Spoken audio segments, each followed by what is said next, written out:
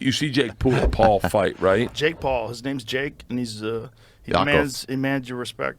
No, he's a great fighter. Beat Anderson Silva, knocked him down. Yeah, he did. It's wild as fuck. That was nuts. I didn't see that. I thought that was the end, it. and it wasn't the end. This weekend. But like, you can't Silva. deny that the dude's fucking athletic as fuck. He's got chops for sure. But man. people size you up based on what they see was the first time. Yeah. So they see you as a Disney guy, and then they go, "You'll never be a fighter." And then you go, okay, I'm also something else. And they say Anderson Silva as the 24-year-old fighter and not the 45-year-old. Yeah, and by the way, we should point something out. Some people are trying to say that fight was fixed because of the knockdown. If you find that there's a video where people are questioning, I just want to explain to people, this is what happened. Anderson moved forward to Jake Paul, and Jake Paul hit him with sort of a stepping jab and caught him right on the chin. And when he caught him on the chin, Anderson Silva was falling backwards, and then he leans away from the right hand, and he goes down. He tripped. And it looks like no. He was down from the punch, but it looks like the right hand doesn't connect, and it doesn't connect. But the left hand is what fucked him up. That dude hits fucking hard. And for anybody to say he doesn't hit hard because he's a YouTube star, if this guy was not a fucking YouTube star and he was some dude who went out there and flatlined Tyron Woodley with one punch and just knocked down Anderson Silva in the fucking 8th round, right? Drug it right there. Watch that, dude. Come on, son. Yeah. Dropped him. I mean, that is legit as fuck. Anybody says that it's not legit is crazy. Like he cracked him. Look He's at a that. fighter. But He's got the gay back tattoo of a fighter.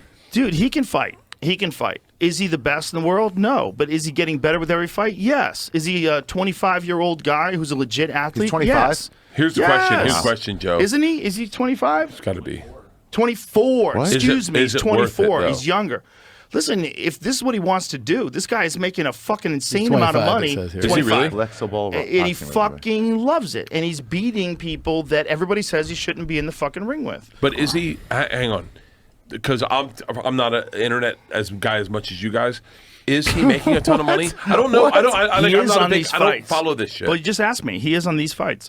You know, it's his promotion to put this together. I don't know how successful it was, but that's his promotion. That's my point. Hold on. That's my point. A lot of people watched it. I know that. I know a lot of people But are talking about it what money is he online. making? Because Dana says he's not.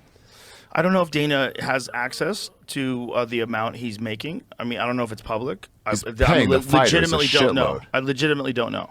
But from what I understand, he's the main seller of pay-per-view in these cards. And these cards are doing pretty well. So that means he's making some money. Making some money. You be the judge of how much money he's making. Look, it says he's made $40 million from his 3 fights in 2021. Well, there you go.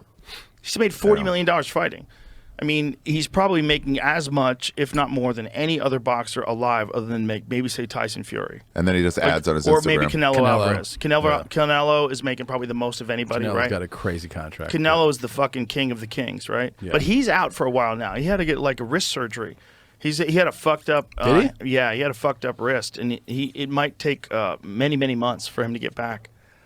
So it's like, other than him, it's like Tyson Fury's the next big dog, if and maybe the biggest of big dogs if he's fighting Usyk, right? He makes more than those guys. He makes more than all those guys?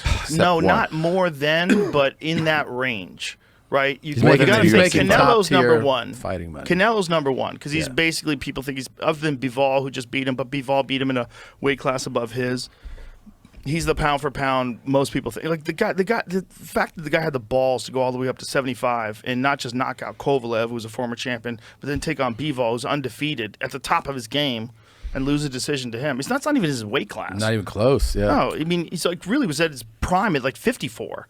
And he just can. He's so good. He can fight anywhere. You're talking about Canelo? Yes, dude. Okay. Canelo's fucking phenomenal. So, I don't follow enough of this so shit. he's like probably the number one pay-per-view draw, along with Tyson Fury. I think Tyson Fury's like, whenever the heavyweights go, so does boxing. That's like an old saying. Yeah.